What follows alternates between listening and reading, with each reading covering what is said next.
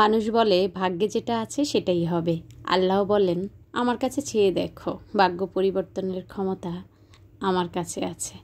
আলহামদুলিল্লাহ, এই কথা শুনলেই ভালো লাগে যে আমি চেষ্টা করে যাব, আমার আল্লাহ কিন্তু আমার ভাগ্য পরিবর্তন করার জন্য বসিয়ে আছে। আসসালামু আলাইকুম, এমএন ব্লগ থেকে আমি নাসরিন রহমান বলছি। আশা করি আমার প্রিয় আপু এবং ভাইয়ারা সবাই অনেক অনেক ভালো আছেন। আবারও চলে আসলাম নতুন একটি ভিডিও নিয়ে। যেহেতু আমি ডেলি ব্লগ শেয়ার করি, তো আমার লাইফস্টাইলটা যেরকম ঠিক সেরকম ভিডিও আমি আপলোড করি। তো আশা করি পুরো ভিডিওটা জুড়ে থাকবেন। কিছু আপুদের কমেন্টসের জবাব দিব যা আপুদের জানা ছিল।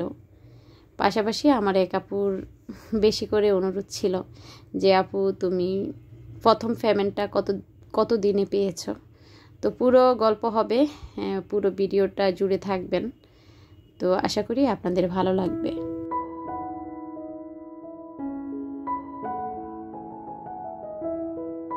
সকালবেলা নিয়াজকে মাদ্রাসায় দিয়ে আসবো, নিসা স্কুলে যাবে।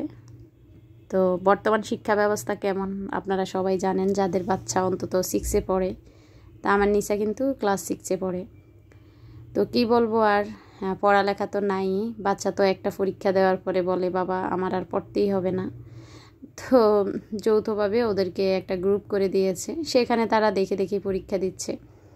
আর পরীক্ষার প্রশ্ন তো আগের দিনেই অনলাইনে পেয়ে যাচ্ছে, পাশাপাশি উত্তরও পেয়ে যাচ্ছে।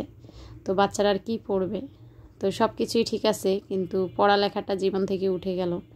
বাচ্চারা এখন আরও ডিভাইসমুখী হয়ে যাবে, টিভি মোবাইলের প্রতি আরও আসক্ত হয়ে যাবে।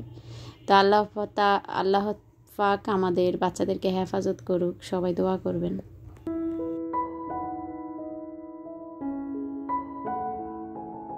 একদিন আমরা স্বপ্ন দেখতাম যদি পরীক্ষা না থাকতো, যদি বই খুলে খুলে পরীক্ষা দিতে পারতাম, যদি কোনো টেনশানই না থাকতো, পরীক্ষা ছাড়াও যদি পাশ করা যেত। ঠিক এই স্বপ্নগুলো এখন আমার বাচ্চারা পাচ্ছে।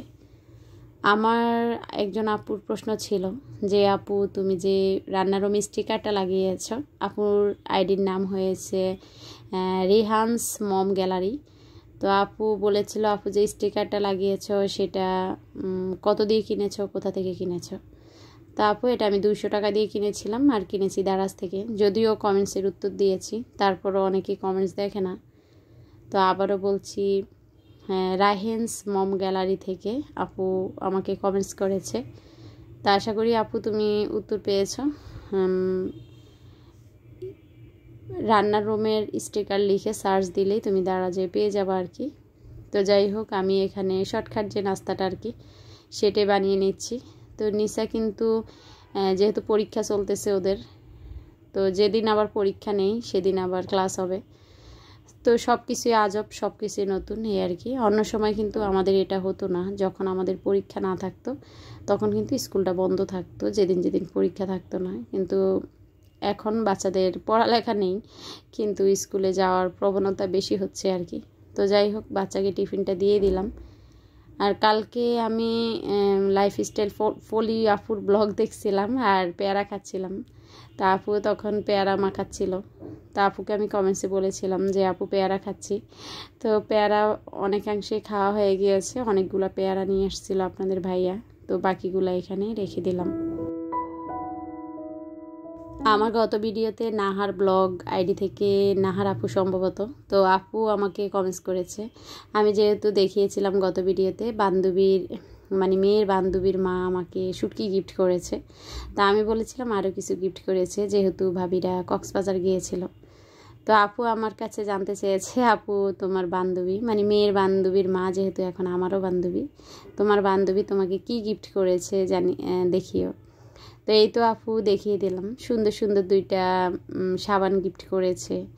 তারপর এই যে এই ব্যাগটা আমাকে গিফট করেছে, ব্যাগটা খুবই সুন্দর, আমার খুবই পছন্দ হয়েছে। আর এইগুলা হয়েছে 2টা ব্যাসলাইট, একই রকম আর কি। তো আরেকটা ব্যাসলাইট নেহামণি পড়ছিল, আমার বড় মেয়ে কোথায় রেখেছে খুঁজে পাচ্ছিলাম না। তো এই 2টা ব্যাসলাইট গিফট করেছে। আর ব্যাগটা ভর্তি করাই আচার ছিল, বার্মিজের যে আচারগুলা চকলেটগুলা। তো সেগুলো আসলে বাচ্চারা খেয়ে ফেলেছে, যেহেতু আমি এই অংশটা ভিডিও করিনি তার জন্য আর দেখাতে পারিনি আপনাদের। তো যাই হোক, আমি কিন্তু নাস্তা রেডি করে তারপর নিয়াজকে নিসাকে খাইয়ে ওদেরকে টিফিন দিয়ে ওই তো মনে পড়লো ব্যাগটার কথা, তখন একটু ভিডিও করে রেখে দিলাম। তারপর নিয়াজকে নিয়ে চলে আসলাম মাদ্রাসায়। নিয়াজকে মাদ্রাসায় দিয়ে একটু ঠুস মারলাম নার্সারিতে।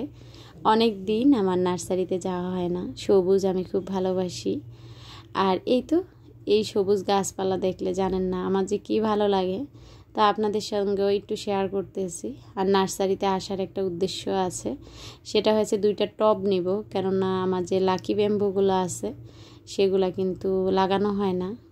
তো ভালো টবে লাগাতে চাচ্ছি, মাঝে মাঝে যেন ইনডোরও নিয়ে রাখতে পারি। তো তার জন্যই আসা আর কি।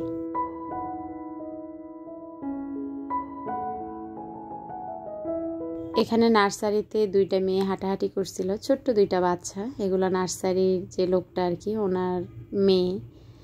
তো উনি খুব হাসছিল ওনাদের মেয়ের নাচানাচি দেখে।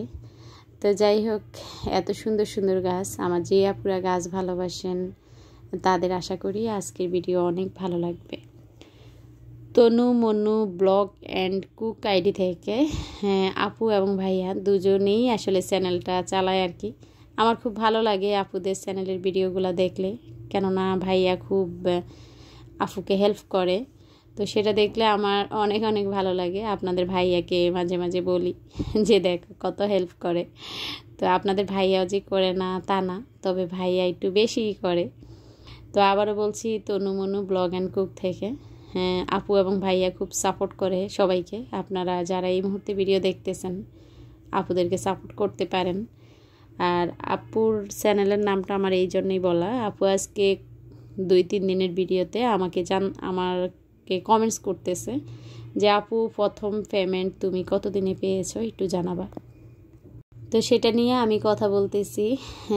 আপু আমি তোমাকে বলছি, আসলে ইউটিউবে আমি কিছু ভুল করেছি, যেটার জন্য আমাকে অনেক অনেক সংগ্রাম করতে হয়েছে, অনেক দিন অপেক্ষা করতে হয়েছে। তুমি আমার চ্যানেলটাতে ভিজিট করে দেখবা। আমি আজকে আমার চ্যানেলের বয়স হয়েছে প্রায় 4 বছর। তবে 4 বছরে আমি কোথায় পড়ে আছি দেখতেই পেয়েছো।